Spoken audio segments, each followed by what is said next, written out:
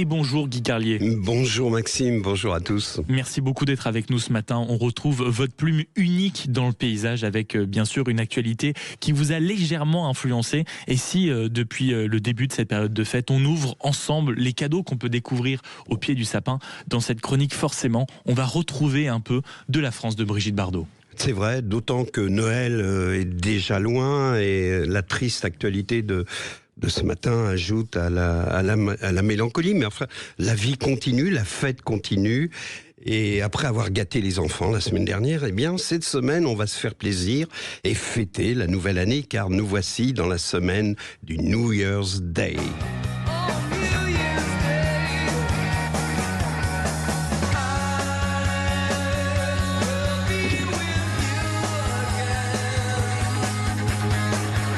Quand je dis que la fête continue, pas pour tout le monde. La fête est finie. Pour les sapins de Noël, qui étaient les héros la semaine dernière et qui ont connu le moment de gloire dont parlait Andy Warhol, qui étaient les stars de la maison. On les admirait, on les aimait, on les complimentait, les invités les trouvaient magnifiques. Et puis ils furent les rois de la fête lorsque les enfants ouvrirent les cadeaux qui se trouvaient à leurs pieds. Et puis, à partir du 26 décembre, la magie s'en est allée. Les enfants sont repartis avec les cadeaux, les adultes avec les problèmes d'adultes. Et hier, les maîtresses de maison qui ne supportaient plus les aiguilles qui tombaient, recouvraient de plus en plus le parquet, la résine qui coulait sur le tapis, cette odeur de boules désodorisantes, parfum forêt des Vosges. Alors, on a dépouillé les sapins, on a éteint les lumières, défait les guirlandes et les boules qu'on a rangées dans des boîtes à chaussures. Et puis, alors que la nuit tombait, profitant de l'obscurité, ils ont sorti les sapins de la maison et ils les ont abandonnés sur le trottoir. Ce matin, en arrivant à la radio, j'en ai vu un qu'on avait balancé contre un mur à quelques mètres d'un SDF allongé sous un porche.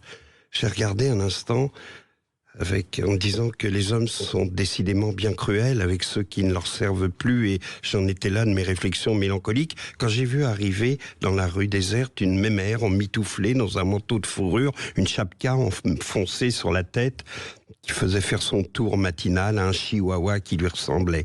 Arrivé devant le sapin, le chien se mit à uriner, tandis que mamie regardait ailleurs en faisant semblant de s'apercevoir de rien. C'est alors que le SDF la fit sursauter en lançant d'une voix moqueuse « T'inquiète pas ma poule, au moins ça va le réchauffer ». Surprise et contrariée, elle a haussé les épaules et s'en est allée d'un pas vif. Je suis resté quelques instants comme ça dans ma voiture à regarder ce sapin souillé par un chien en pensant à la joie qui l'avait entouré il y a quelques jours encore, au rire, à l'admiration dont il avait fait l'objet. Et je me disais que le destin d'un sapin de Noël ressemble à celui de ces vedettes qu'on admire, qu'on idolâtre et qu'on oublie lorsque la mode est passée et qui vieillissent dans l'oubli et puis qu'on abandonne sur le trottoir obscur de notre mémoire collective. Au moment où j'allais couper le contact, la radio a évoqué la mort de Brigitte Bardot et a rappelé l'époque de sa gloire, quand tout le monde l'aimait, que les femmes l'admiraient, que les hommes la désiraient, au point qu'un amoureux, Bob Zaguri, me semble-t-il, avait balancé d'un hélicoptère des milliers de pétales de roses sur sa maison tropézienne. Je me suis dit que Bardot avait été aux adultes ce que les sapins de Noël étaient aux enfants la semaine dernière, et qu'ils ont connu la même fin solitaire. De Brigitte Bardot, les imbéciles n'auront retenu que la nudité, mais elle n'a laissé personne déshabiller son âme. Alors, pour lui rendre hommage, je vous propose d'écouter son âme nue, justement.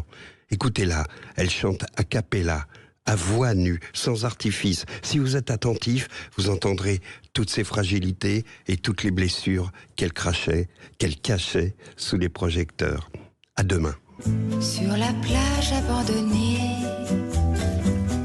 coquillages et crustacés, qui l'eût cru déplore la perte de l'été, qui depuis s'en est allé. On a rangé les vacances dans des valises en carton, et c'est triste quand on pense à la saison du soleil et des chansons. Pourtant je sais bien l'année prochaine tout refleurira, nous reviendrons. Et merci beaucoup Guy Carlier pour cet hommage, comme d'habitude, si singulier et si mélancolique. Et je vous demande pardon d'avoir envoyé par erreur la version avec les instruments et non pas a cappella comme je vous l'avais promis. Mais ça arrive à des gens très très bien. Merci beaucoup mon cher Guy Garrier, il est 7h59.